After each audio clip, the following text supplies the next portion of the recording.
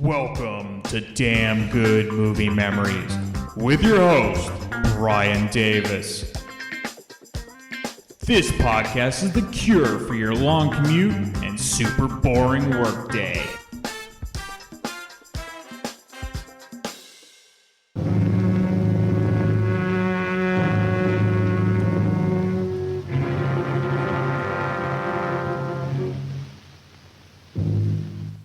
Death, eternal punishment for anyone who opens this casket.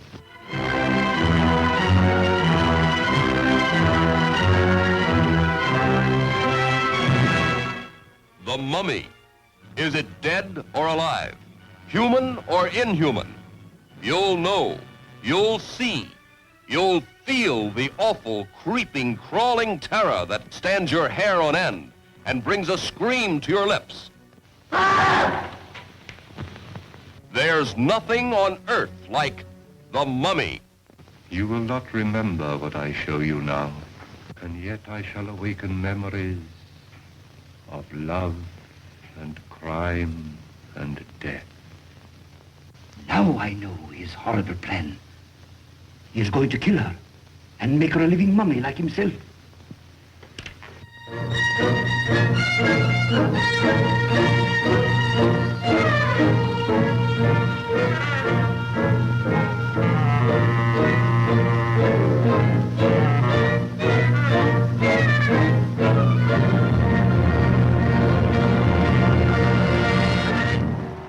Hey there, it's Brian Davis, and for this week's episode, we're going to cover the original Mummy from 1932. The studio is Universal Pictures. Release date was December 22nd, 1932. The running time, 73 minutes, and it was in black and white. Leonard Maltin from his classic movie guide gives it 3.5 out of 4 stars. His quick little synopsis is, horror classic stars Boris Karloff as an Egyptian mummy revived after thousands of years. He believes that Zita Johann is the reincarnation of his ancient mate. Remarkable makeup and atmosphere make it chills ahead of many follow-ups. Rotten Tomatoes gives it 88% fresh from 42 reviews. Their critics' consensus is relying more on mood and atmosphere than the thrills typical of modern horror fare. Universal's The Mummy sets a masterful template for the mummy-themed films to follow. I'm pretty sure that The Mummy was the last classic Universal monster movie that I saw as a kid. And of all the 6 monsters, I think The Mummy is towards the bottom of the list of my favorites. However, that's not to say I don't enjoy the original film. Plus, I'm a huge fan of Karloff, who absolutely shines as usual and carries the film. Alright, let's get into the main cast. It's basically Boris Karloff playing the Mummy, Imhotep, and Ardith Bey.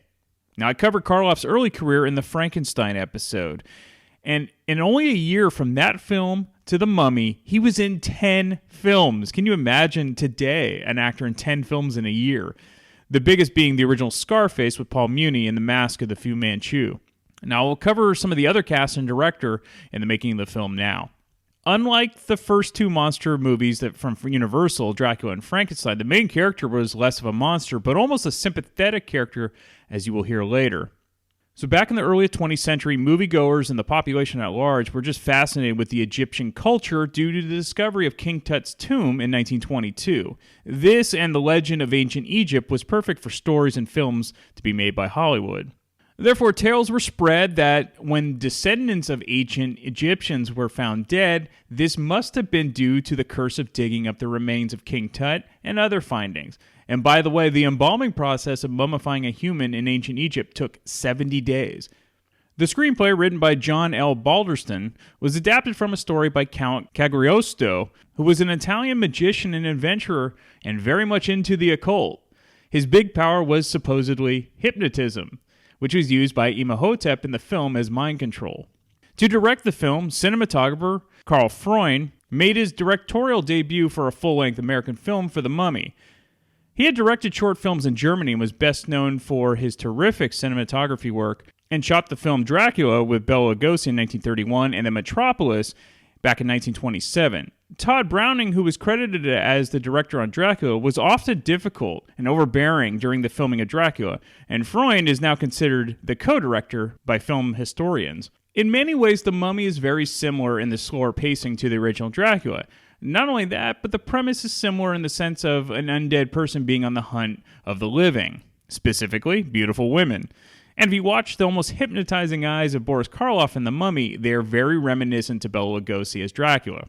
Now, the name Imhotep is based on the architect who created the first Egyptian temple.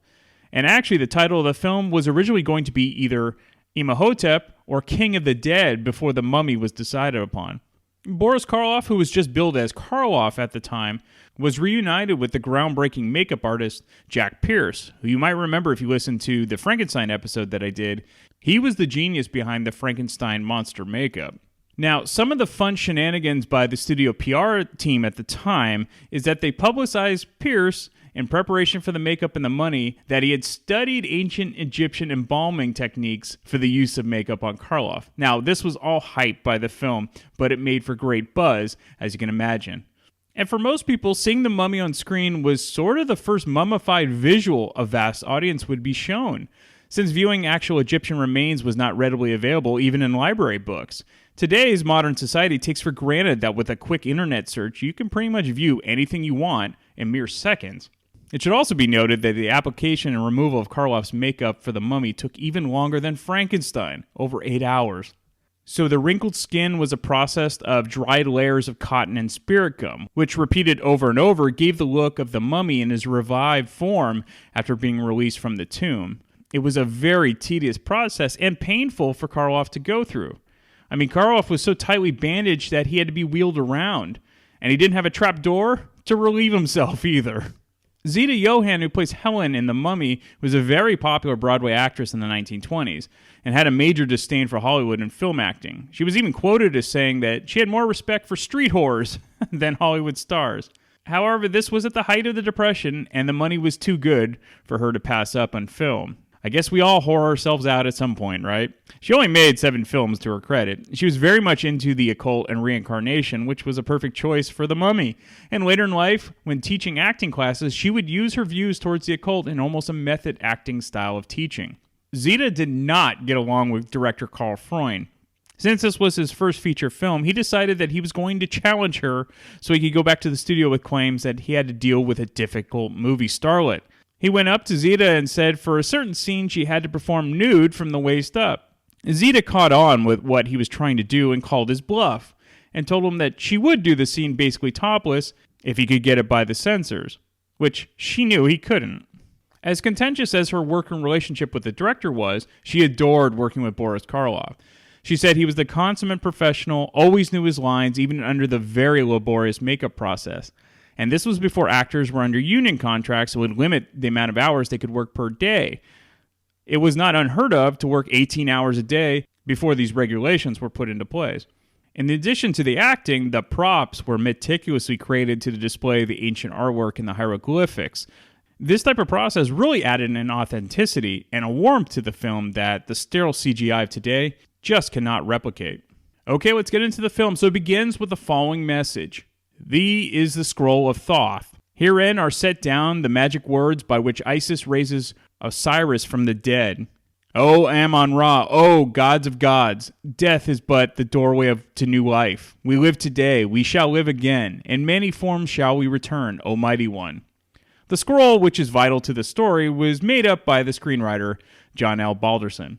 The film is supposed to take place in 1921, following an Egyptian archaeological field expedition for a British museum. The 3 main people in charge are Sir Joseph, played by Arthur Byron, his young assistant Ralph, played by Bramwell Fletcher, and Dr. Miller, played by Universal horror stalwart Edward Van Sloan.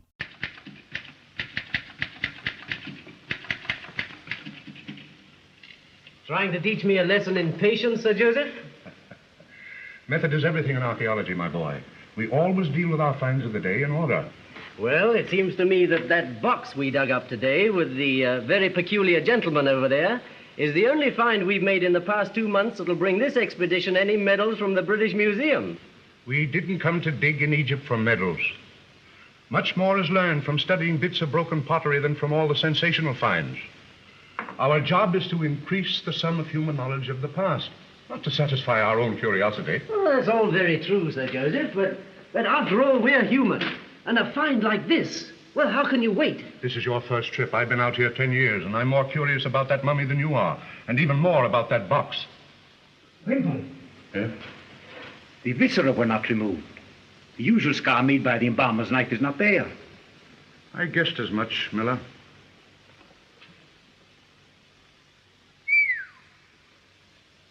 I had a good look at him when I photographed him. Never saw a mummy like that. Neither I imagine as anyone else. Looks as though he died in some sensationally unpleasant manner.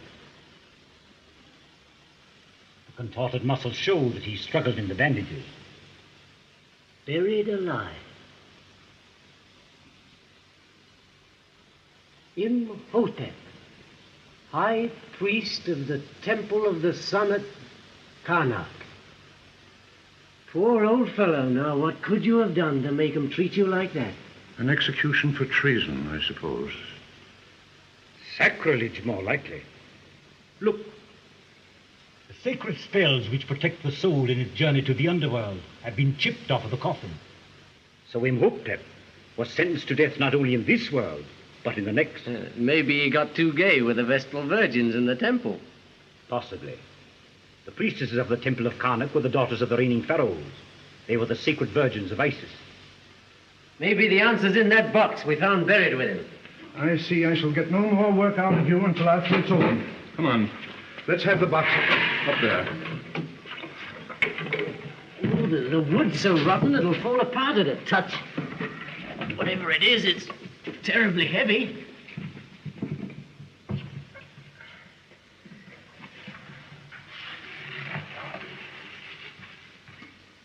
Metal. Looks like copper.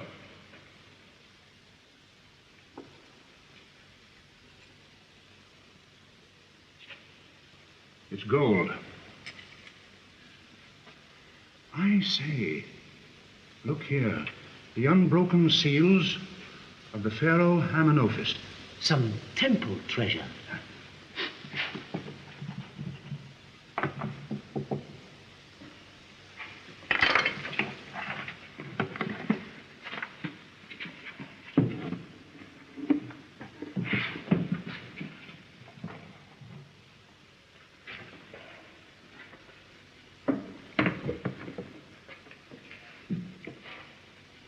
Death, eternal punishment for anyone who opens this casket in the name of Amun-Ra, the king of the gods.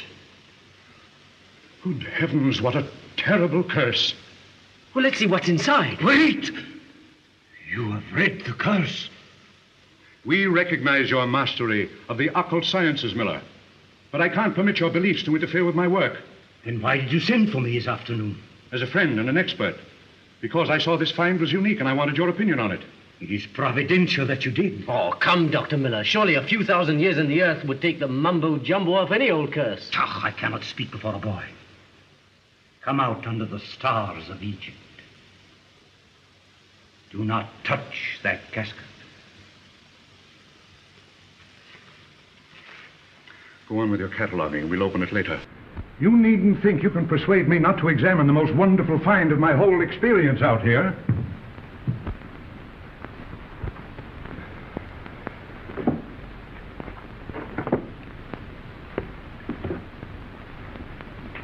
If you're right about the legend, then this casket may contain the scroll of Thoth from the Holy of Holies in the temple. And I can hardly wait to get back to find out. The gods of Egypt still live in these hills, in their ruined temples. The ancient spells are weaker, but some of them are still potent. And I believe that you have in your hut the scroll of Thoth itself, which contains the great spell by which Isis raised Osiris from the dead. Ralph decides to ignore the warnings from Dr. Miller and decides to open up the box that is said to have a curse placed on anyone that dares open it. Because after all, it would be an extremely boring film if people actually followed the rules. Inside, Ralph finds an ancient scroll and translates it and starts to read it out loud. This, of course, awakens Imhotep, the mummy.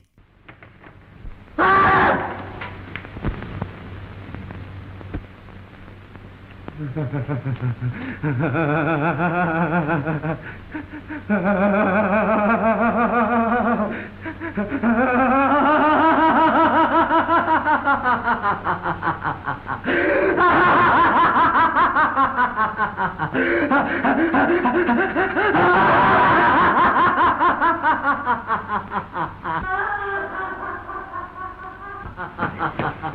the matter, man? For heaven's sakes, what is it? He went for a little walk. You should have seen his face.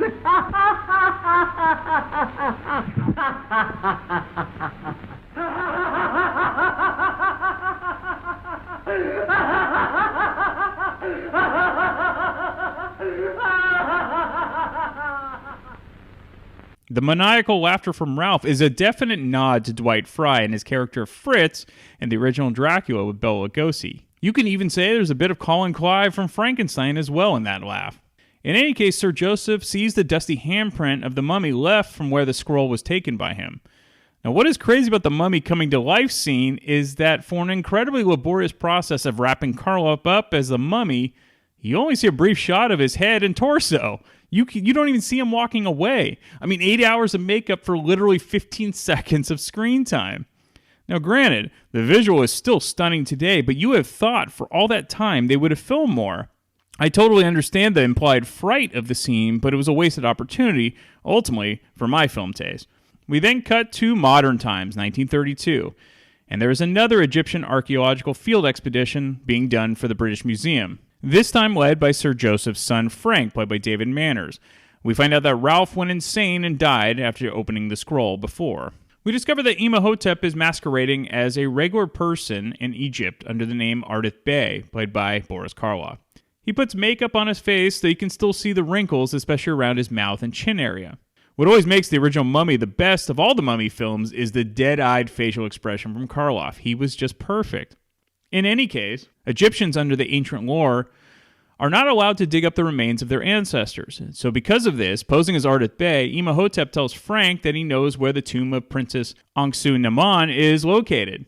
By having the British dig up the tomb, the woman Imhotep loved and was not allowed to be with 3,700 years ago, she could be brought back to life and allow the two to be together. Of course, Frank and the team have no idea about this plan. They think it's all for the museum. The princess's tomb is discovered and delivered to the Cairo Museum. The gallery contains the mummy and the complete funerary equipment of the Princess Ankhsu-Naman, which is in the 18th century, circa 1730 BC. We are then introduced to Helen, played by Zita Johann, who is half Egyptian and her father is English, and the governor of Sudan, and she's staying with Dr. Miller. Of course, Frank is smitten with her, and soon another key player will be as well. That night, Imhotep uses the ancient scroll that brought him to life 10 years earlier to bring back the spirit of the princess. By doing this, Helen then goes into a trance and leaves the party she was at and goes straight to the Cairo Museum.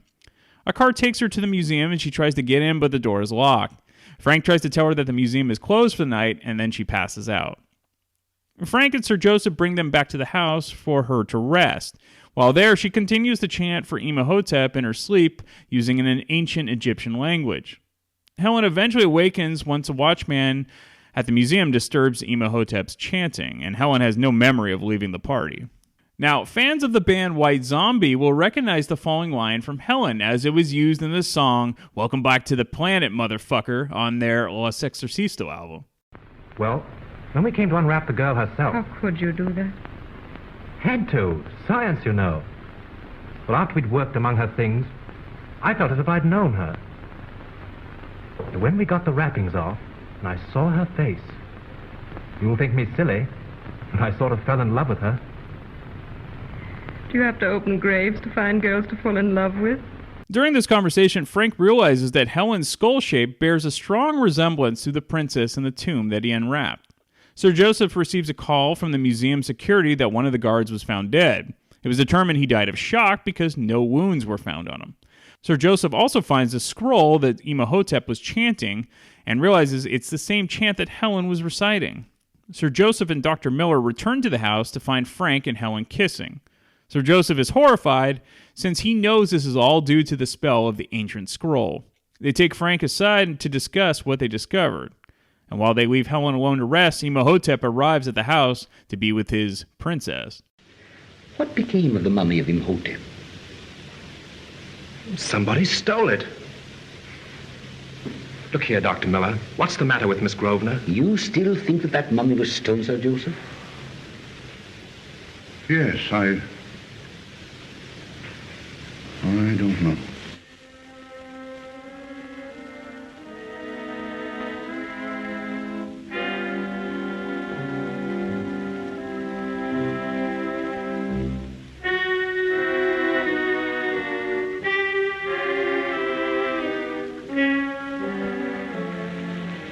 So far, threefold, netter cage.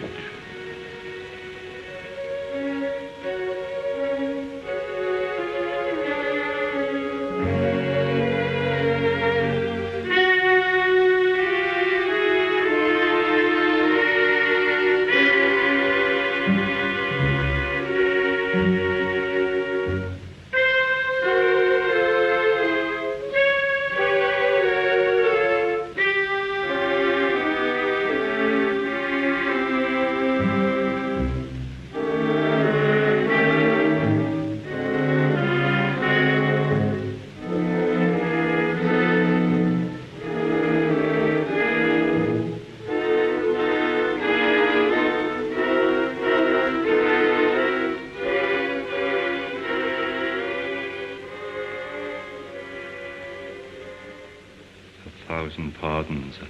I am Ardeth Bay. I'm Helen Grosvenor. I called to see Sir Joseph. He's in the study. A conference? If I might perhaps wait. Yes. Of course.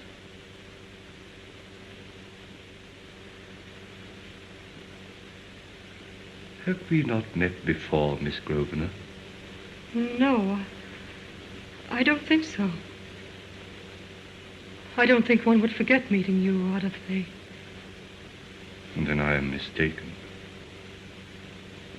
But you are of our blood. As to that, I am not mistaken. Yes. My mother was Egyptian. You must burn the scroll of Thoth. I tell you, it's the museum's property, not mine. Who's out there with Miss Grosvenor?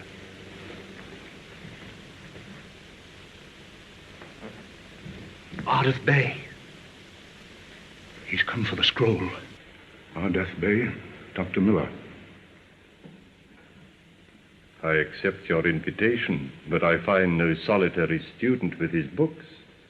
I fear my visit is inopportune. On the contrary. We were just talking about Me? your native Egypt. You know Miss Grosvenor? Ardeth Bay introduced himself. Won't you be seated? Sir Joseph was just wondering how you knew where the tomb of the Princess Ankhsenamun was hidden. Partly inference, partly chance. Sir Joseph, you seem disturbed. Yes. A tragedy at the museum after you left. Tragedy? When I was there? When you were there, Miss Grosvenor? Yes, they tell me I went there and tried to get in after it was closed. I don't remember, but... Helen, it is very late. Frank, will you please see Helen back to the hotel? Certainly, if Miss Grosvenor will let me. But I don't want to go.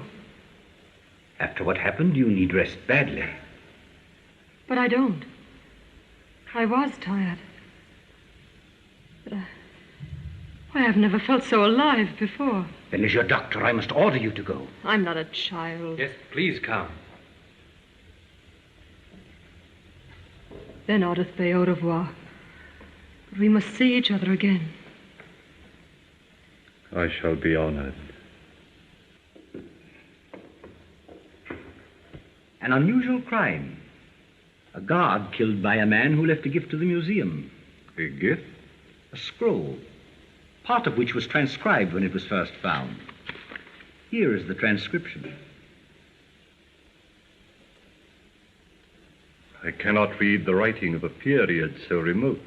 But you read the name of Anxanamen on that piece of pottery. That was of the 18th dynasty. These are pre-dynastic ideographs. The scroll from which this was copied was stolen 10 years ago, together with the mummy of the high priest Imhotep. Most interesting. May I see that scroll, Sir Joseph? We left it at the museum. So? I have something else to show you. Photograph. Why do you show all this to me? Do you think it conceivable that the mummy was not stolen, but restored to a semblance of life by the spell from the scroll of... That scroll is my property. I bought it from a dealer. It is here in this house. I presume in that room. Never. We had foreseen this. The scroll is in safe hands, and will be destroyed the minute it is known that harm has come to us.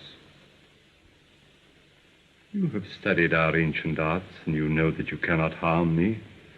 You also know that you must return that scroll to me or die. Now tell that weak fool to get that scroll wherever it is and hand it to his Nubian servant. The Nubian? The ancient blood. So you have made him your slave.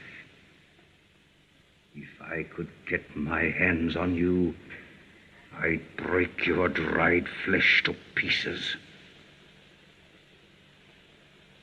But your power is too strong. This is the evil force that has been attacking her. Burn the scroll, then. Burn it. It was through you this horror came into existence. It's true. Now, it's funny how Edward Van Sloan basically always plays the same character. He's always the monster guru who warns the scientists, or so-called experts, of their impending doom. Anyway, Sir Joseph attempts to burn the scroll, but back at the museum, Imhotep puts a spell on Sir Joseph, and it causes him to have a heart attack and die, similar to the Night Watchman. One of Imhotep's servants grabs the scroll from the fireplace and instead burns another set of papers. Dr. Miller believes that the scroll has been destroyed, and because of this, it costs Sir Joseph his life. At first, Dr. Miller didn't realize the scroll was given back to Imhotep, but then he inspects the ashes and realizes the scroll was not burned, and Imhotep has the scroll. Dr. Miller gives Frank an ancient amulet to protect him from the powers of Imhotep. Now, one of the cool shots you'll see throughout the film is an up-close shot of Karloff's face and the lighting of his eyes. It's very hypnotic. And today, it would all be CGI, and the actor wouldn't have to bother acting. Helen visits Imhotep at the museum, and he shows her what happened to him and the princess and their past. Now, long story short, he loved the princess, and she died.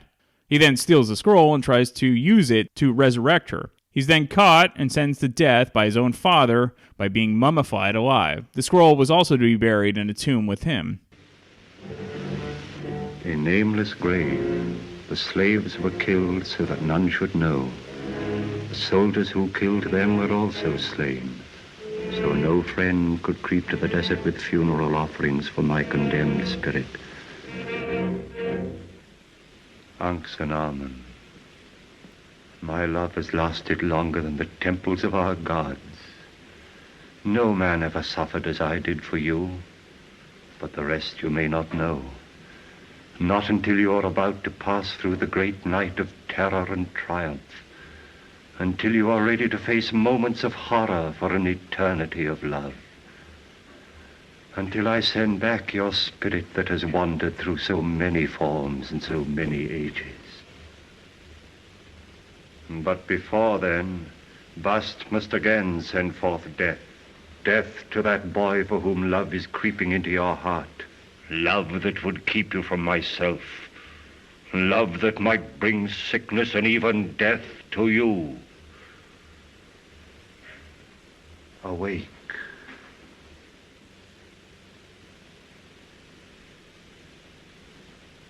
Have I been asleep? So in many ways, the character of Imhotep is a sad one, as he was distraught over the loss of his true love. However, the sacrilege of trying to resurrect the dead was taken very seriously in ancient times. It's similar to the Frankenstein monster. You actually feel sympathy towards him, unlike, say, Dracula. Helen returns back to Dr. Miller's, and Frank is waiting for her. Helen, where have you been? We've been so worried. We've hunted everywhere. In the museum again? Yes. Miller's down in the Arab quarter now. Well, if I must give an explanation, it was stuffy in here. I can't be shut up all the time. And besides, I don't like the feeling that I'm always being watched. I took the dog with me. Oh, where is the dog?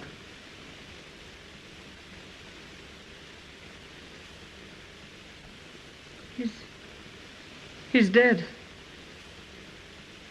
But how? I don't know. Where? I don't remember. But I can see it now. Standing on poor Wolfram's back. A white cat. A white cat? The cat goddess, Bast. Yes, there was a statue of Bast. The goddess of evil sendings. Just what happened? Try to remember, Helen. I don't want to remember. Besides, I don't see that it's any affair of yours. Oh, but it is. We know that you were with Ardith Bay. Oh, Helen. Helen, I love you. I'm trying to help you and protect you. We all are. Don't let me go again.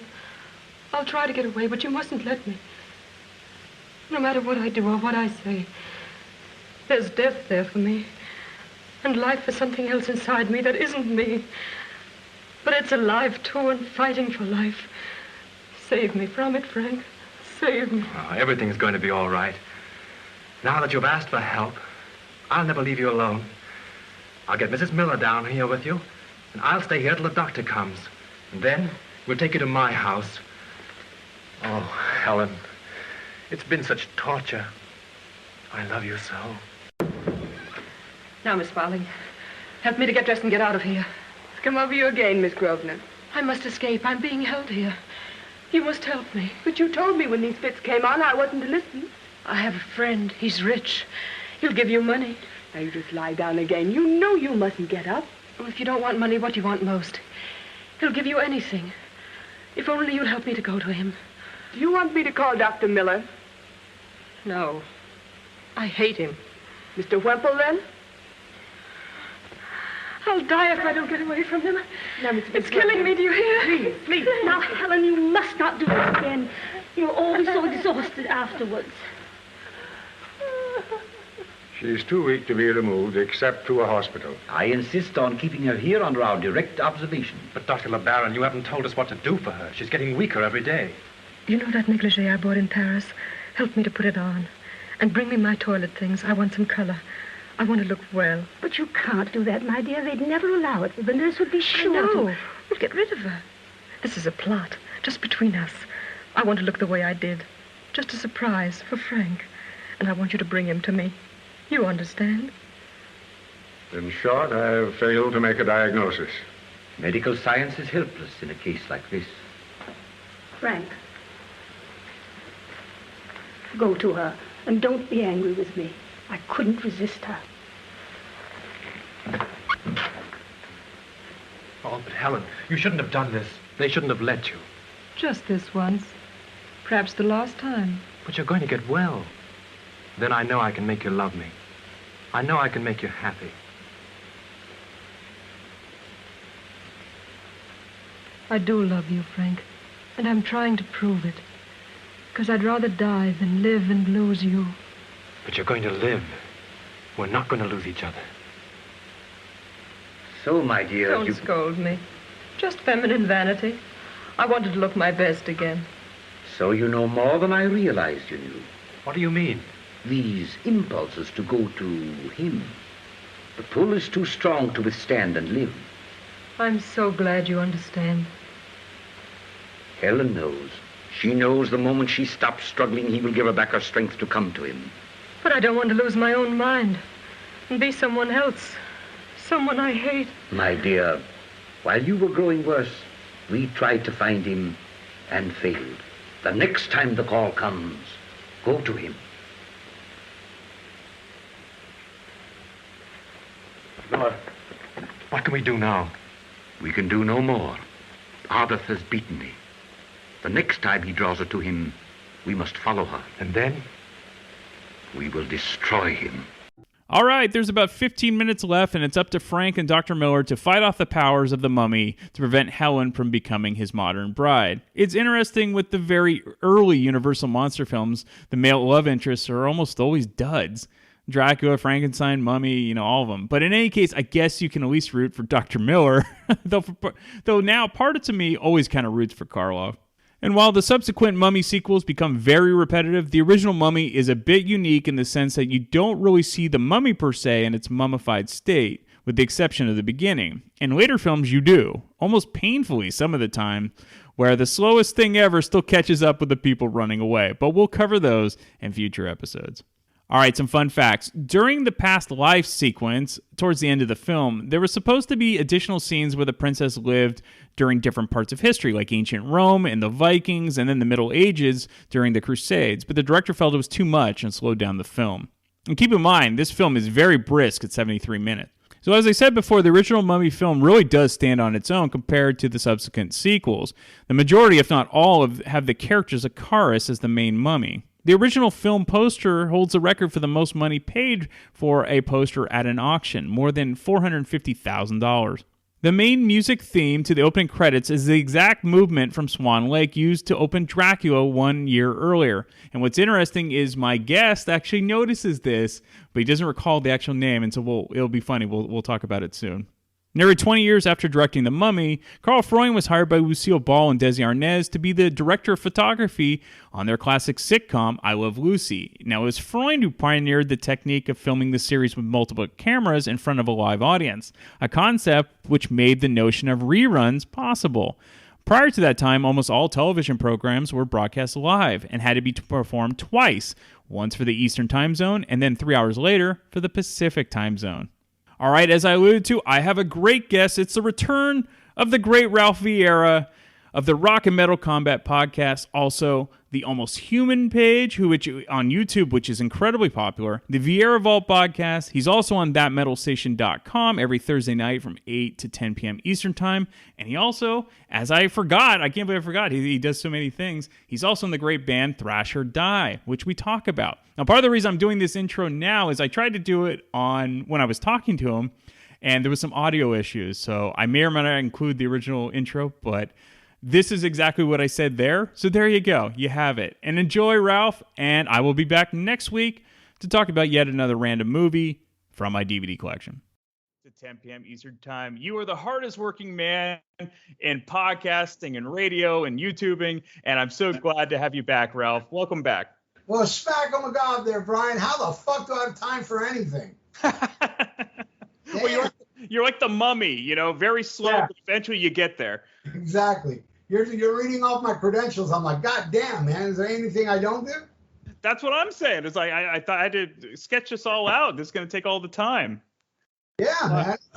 You know what it is? Is like I'm some guy that's just I need to do something at every second of the day. Right. I need to just. So if I'm going to be home, I'm going to get on YouTube. I'm going to do podcasts. I'm going to do a radio show. And I'm in bands. It's just never ending.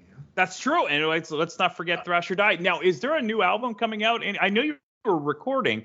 We're recording in December of 2021. When do you think the next Thrash or Die will come out? Oh man, that I don't know, because at the moment it's like the band we all get along. There's no problems. There's no drama at all. But it's fractured, man, because the pandemic, and then my bass player's in a popular. Oh shit! My bass player and guitar player is in a popular death metal band, Malevolent Right. Creation. My drummer is now touring with Yngwie Malmsteen, and there's hardly any time. Nobody's around. So, but we all get along. Everything's gonna be, and everybody's got downtime. We'll concentrate on Thrash or Die. Mm-hmm. But yeah, at the moment now. But they just released a company. Came to me and they released our second album on cassette. Right. If anybody's interested, it's Unchained Tapes. Thrash or Die Melt in Your Skulls on cassette. How trendy. And it's only like $8 too. Like it's super inexpensive. Yeah, it's just $8, man. I mean, how cheap is that, man? I know. Just to have it for the collector factor is awesome too. And plus, I mean, I have it on CD, but it'd be fun to have just on cassette, Exactly. So yeah, between my bands, podcast. Oh, and I also fight crime. I don't know if I told you. We did. We were talking about that earlier. Yeah. Got the costume and everything, man. Well, we'll get right into it. Speaking of costumes and the Mummy, we're going to talk about the Mummy, the original Mummy from 1932 with Boris Karloff. Now, before we actually specifically get into that movie, I know you're a huge fan of the original Universal monster movies. What is the first Universal monster movie that you can remember seeing? Oh, man, it might have been Dracula. You see, when I was a little kid, there used to be Creature Feature. Right. With the Night Owl. It was late at night and on either Friday, Saturday. I know there wasn't a school day next day. So I would stay up and watch these things. And, I pretty much saw all the Universal monster movies on there. And plus, what is it, Hammer Films or something like that? Yeah. They would show those movies. It was Christopher Lee. So, yeah, I would just stay up at night and watch these things. But, yeah, I could be wrong, but I think it was Dracula. Okay, so you saw that before, because my first was Abbott and Costello Meet Frankenstein. So that introduced me to all of them. Yeah, well, yeah. Was that Universal? Yeah, oh yeah, definitely. Oh, then that definitely was the first one I saw. Okay, yeah. Because Abbott and Costello was on Saturday mornings. Right. On Saturday morning, they'd show Abbott and Costello movies, and that was always my favorite one. Okay, so what is your favorite monster of those original ones? I gotta say, it's gotta be Creature of the Black Lagoon. Wow. I just love that one. It's just so freaky. That's a freaky movie, man. But I love them all. Christopher Lee is awesome and everything, but dude, for me, man, it's Bela Lugosi. Oh yeah. And I guess it's because he was in the Abbott and Costello movie, so. But he just had that accent and those eyes and that smile he had. It was just so creepy. I love the fuck out of Bela Lugosi. That guy was badass. Oh yeah, and the hands and everything. Yeah, he had everything, and it's crazy. He's only played Dracula twice, and it was in the original and Abbott and Costello. He should have been Dracula all the time, but for whatever reason, it didn't happen that way. That's amazing. I did not know that. Yeah. Okay, so what is your favorite monster film of the originals?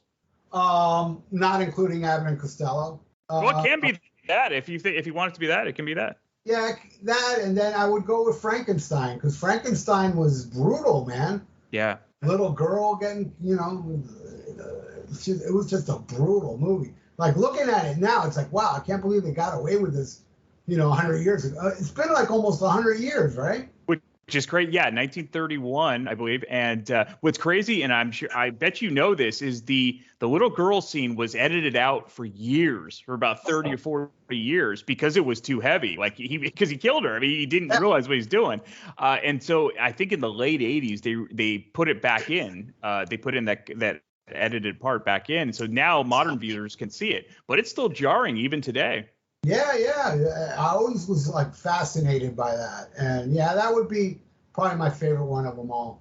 Okay. Now and we'll get into the Mummy now, where does the original Mummy rank for all of them as a whole? I will say, well, I would probably put it in my top 5, maybe even top 3, Dracula, Frankenstein, Dracula, and the Mummy. But I will say, as a little kid watching it, it was the scariest one out of all of them. It really creeped me out. That movie as a little kid watching The Mummy was just creepy to me. The way he would look and his eyes would glow and all the lines on his face and how thin he was. Yeah. He just looked, very threatening. I just, if I had a choice, what mummy out of all, what monster out of all of them I wouldn't want to meet, I'd put the Mummy at number 1. I don't want to meet that fucker because he can throw spells at you. Dracula and Frankenstein I can run away from, That's true. One thing about the Mummy, and I think it's very similar also to, I think, Frankenstein and Creature from the Black Lagoon, you almost feel sorry for the Mummy, whereas with Dracula and the Wolfman, you don't feel as sorry for them. How do you feel about just the Mummy character in general? Do you root for the Mummy, or are you rooting for the non-Mummy people? As a kid, I didn't root for the Mummy. Now, I can kind of get it. He's this girl from his past. Right. But, he wants to kill her and bring her back to life and stuff like that. But, it It's selfishness, but you know the guy needs love, man. Everybody needs love, even the mummy. You know. Now, you kind of briefly touched upon the Hammer horror films. Those would be the Christopher Lee and the Peter Cushing. Did you watch those equally, or which ones do you like better, the Universal or Hammer? I haven't watched enough Hammer. I have to go with the Universal. Okay. I'm much more into the Universal. I have the box set and shit. Got it. Yeah, Hammer, I think, is a little bit too long. It can get a little boring, and that's one great thing about those early Universal films. They're so quick, and the editing is great, and they're usually no longer than 75 minutes. Yeah, I think The Mummy was 70 minutes. 70 minutes. Now, outside of the monsters, did you get into any other Boris Karloff films? So, you know, the non-monster Boris Karloff films. Can you name some? Because I can't think of any offhand. Sure. There was, well, there's obviously, actually, his most famous role, ironically, is The Grinch That Stole Christmas. Oh, really? He's the voice. Oh, okay. Yeah, I remember that as a little kid. It was a claymation thing, right? Well, it's like animation, yeah. Oh, but I mean, by far he's best known for that. But he was in a few. He was actually in the original Scarface. He plays one of the gangsters right after Frankenstein. He was in The Black Cat with Bela Lugosi. I've seen that. The Raven. Oh yeah, that's a great one. Yeah. Trying to remember off the top of my head. I haven't seen that movie forever. I'd love to see that again. He's usually like he'll play like a scientist, like a mad scientist that is like at first he's good, but then it always goes too far. Whether it be The Body Snatcher or Bedlam, movies like that. Right. I gotta watch. I have Scarface. I have that. The original. Yeah, the special edition where they released it in a box, which had Al Pacino's Scarface, and then it had the original one with Paul Muni. Was that his name? Yeah, exactly. That's a great movie, man. That's an awesome movie. I loved it. I never saw that movie till I got that box. Oh, wow. Went back to watch it, and I was like, holy shit. And there is little tiny similarities, like the ode to the original Scarface and the newer Scarface, where Al Pacino's partner hooked up with the sister, and that happened in the old one. It's great. It's awesome. I thought the guy was a lunatic. Oh, he's perfect as it, and it's pre-code, and so they can get away with a little bit more. But it's pretty out there for 1932. I thought they did a great job. Yeah, it was instead of cocaine, it was alcohol, because that's right. Age of Prohibition. Exactly. Awesome. So you just recently rewatched The Mummy. Did you pick up anything new from your recent viewing? Do you appreciate it more, or is it pretty much the same? No, I appreciate it more. And the one thing I did pick up on, maybe you can answer me this question. Mm-hmm. And I'm not sure if it's a classical piece, but that opening music during the credits, I've heard that music a billion times in other things. Oh, maybe. I've heard that in 100 million things, but I can't pinpoint in what I heard on. But while I'm listening to the intro to The Mummy, I was like, dude, this song, did this originally come from The Mummy? Or is it like a Beethoven classical piece? Because, you hear a lot of, because classical music is public domain. Sure. So a lot of commercials use shit like that in movies because they can get away with it. And I know I've heard that music before. And that's the one thing I picked up watching again. But I've seen this movie well enough that, I'm kind of well versed in it. But yeah, I haven't slapped it on in maybe 2-3 years. So when you told me you wanted me to do this episode, yeah, I grabbed my box and I watched The Mummy. Then I watched Dracula, Frankenstein, Creature of Black Lagoon, nice. Invisible Man. Every night I was throwing in another one. I think The Invisible Man might be the most underrated. That's the one that everyone forgets, and that one's really fun. Oh, it's awesome. It's awesome. So I just looked it up. You were totally right. You've definitely heard the song before. So it's Swan Lake by Tchaikovsky. Oh, there you go. So it is a classical piece. Yeah. But that's a good ear. This is why you're in a band. All right. So the makeup process, I think, is amazing. I mean, Karloff went through probably 8 hours a day just to put all this stuff on. And you don't actually see him that much as a full-on mummy. You see him more as kind of the quote unquote human version of the Mummy, I think it's so much better than CGI. I mean, how did you feel about the special effects or just the makeup process in this film? Oh, it was awesome. Like I was thinking, wow, was he really this old at that time? Because I really thought that was his lines all over his face. Oh, wow. Then when they had the flashback scene, you know, where he's looking into that little thing with the water and showing him when he was younger, I was thinking that was heavy pancake makeup on him to cover the lines. No. So I didn't even know that was makeup. It's so well done. To me, it doesn't look fake at all. It really looks like his face. Like, you know, I thought he was very old, you know, at the time. Right. So around his mouth, you can definitely see the lines, and then he has those natural dead eyes. Yeah. Kind of perfect. Yep. That glow. And you know, you want to hear something weird? When I was a kid, I don't know if they did it back then on TV. Maybe you can answer me this, but I could have sworn when they put close up on his eyes, and when I was a little kid, I could have sworn the eyes turned green. Oh. Or, I don't know. Maybe it was them fucking with the film when I was a kid, or maybe I'm just remembering it wrong. But yeah, when they do that close up where his eyes glow, that's just wicked. And really, that's nothing. Like, all it is just lights on him. Like, there's no real special effects to it, which I think is even more cool. Yeah, those eyes really do a number, man. Because that's pretty much what creeped me out about that movie as a kid, was the close up of those deadpan eyes. That's right. That's right. One of the characters is actually in, or at least the actors, is also in Dracula. It's Edward Van Sloan. Van Sloan played Van Helsing in the original, and he's almost like the same character in The Mummy. He's just like kind of that sage. How did you feel about him? What character did he play in The Mummy? He played Dr. Muller. So he's kind of like the all-knowing kind of doctor that knows how to kind of answer the curse, just like Van Helsing was the one that knew how to kind of defeat Dracula. Oh, yeah, he's awesome, man. I really liked, you know, those scenes where, you know, he's the one who was telling him, don't you fucking open that box. Right. Scroll and shit, you know? Yeah, he was awesome. And I like that guy, too, that opened the box, how he started laughing hysterical. Yes. Like a madman when the Mummy came to life. That shit was freaky, man, the way he just, like, the guy just lost his mind, you know? And, That's right. I liked him a lot because he was the most rational guy in the fucking movie. That's right. And so, like, I'm totally having a mind fart now, but Dwight Fry. So you remember in Dracula, Dwight Fry, he had that creepy laugh, kind of that's the laugh that the guy in The Mummy had. Yeah, the same laugh. Yeah, Dwight Fry, he was, what was his name? He ate the bugs and shit. Renfield, right?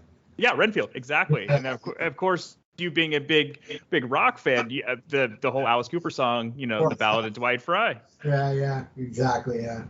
So one of the tropes of The Mummy, and people kind of, they don't make fun of, but it's kind of fun to talk about. He's always so slow, but no matter how slow he is, he always catches up to whoever he's going after. How do you feel about that? Yeah, I loved it. The way he's just like, and you know, something that was kind of freaky too was the guard. Yeah. At the museum, it's like, well, I mean, he runs after him. You don't see what's going on camera, but it sounds like the Mummy just killed him, but with his hands. Right. But it turned out the guy died of shock, or they didn't find anything on him. Right. Like any abrasions or nothing. So I guess like he ran up to the Mummy, and the Mummy just showed him the ring or something. I don't know, because you didn't see it. But I thought that was freaky how he died. It's like kind of mysterious. Like he died of shock, or was the power of, you know, because I know he did the same thing to the doctor. Right. Where he gave him a heart attack. Mm-hmm. You know, so I'm thinking, did he do that? Was that it? Because at least with the doctor, they could see it was a heart attack. Where this guy, it's like, how did he die? You know? Well, I think that's the great part about old movies, because by necessity, they couldn't show things. They couldn't actually show someone physically dying. And so kind of the thinking about it in your mind and kind of, bringing it in the shadows is almost, as you said, more creepy and actually cooler in many ways by just, kind of implying that, that something has been done that's awful. Right. So we'll go through. There's a lot of sequels for The Mummy, and most of them are incredibly repetitive. What do you feel about the sequels to the old sequels to The Mummy? You know what, man? To tell you the truth, I did see some of them back then, but I don't remember them. Were they Universal? Oh yeah, and they're really forgettable. They pretty much all follow the same plot line. The only one that was somewhat interesting was they're in New Orleans for whatever reason, so there's some voodoo involved. So that was kind of interesting, but for the most part, yeah, they all follow the same kind of trope. Yeah, forgettable's right, because I can't remember them. I know I've seen them. What was the one called like The Return of the Mummy? Oh yeah. Okay. Yeah, I do remember this. Now, did you ever see the modern remakes with Brendan Fraser that came out like kind of the 90s and the 2000s? I did. I remember renting it from Blockbuster and on video, and I enjoyed it. I think there were how many were there? Because I think I only saw 2. I want to say there was 4, like 3 official ones, and then the Scorpion King was kind of like an offshoot of it with The Rock. Yeah, I saw that one too. So I saw 3 of them. Mm-hmm. I enjoyed them. I mean, nothing like the original, but it was good. It was a good popcorn movie. Oh yeah, they're definitely more modern action as opposed to kind of the creepy thriller of the originals. With CGI. It was CGI, a lot of CGI. Yeah. All right, so we'll wrap this up. So what are your final thoughts about The Mummy? And yeah, would you recommend this if you're a newer fan? Like, what would be the first movie to check out if you're trying to get into Universal monsters? I would have to go with Frankenstein. Mm-hmm. I mean, it's really close between Frankenstein and Dracula, but I think Frankenstein's a little more accessible. Yeah. For a new viewer, it'd be something you can get quicker. And definitely Frankenstein would be the one I would say. If you want to get into Universal or Abbott and Costello, meet Frankenstein. Yeah, because that gives you all 3, like all the major monsters in one. How do you feel about, I think the trilogy of Frankenstein is the best. Many people think that Bride of Frankenstein is actually better than the original. How do you feel about that? Oh, no. I love Bride of Frankenstein, but no. To me, nothing beats the original. I thought the original was the best. And that's going to be the final word. Thank you so much for doing this, Ralph, and we'll have you back on real soon. Anytime, my friend. Thank you so much. And Brian, you're one of the coolest people I know. Well, thank you, Ralph. Everybody should be like Brian. This world would be so much better if more Brian Davises, goddammit. I'm moving to Florida. Hell yeah. Well, hang. Smack 'em a gob, my friend. Come hang out and chill with Brian A. Davis and the Bat Beat. Wednesdays, 11 p.m. Eastern, right here on thatmetalstation.com.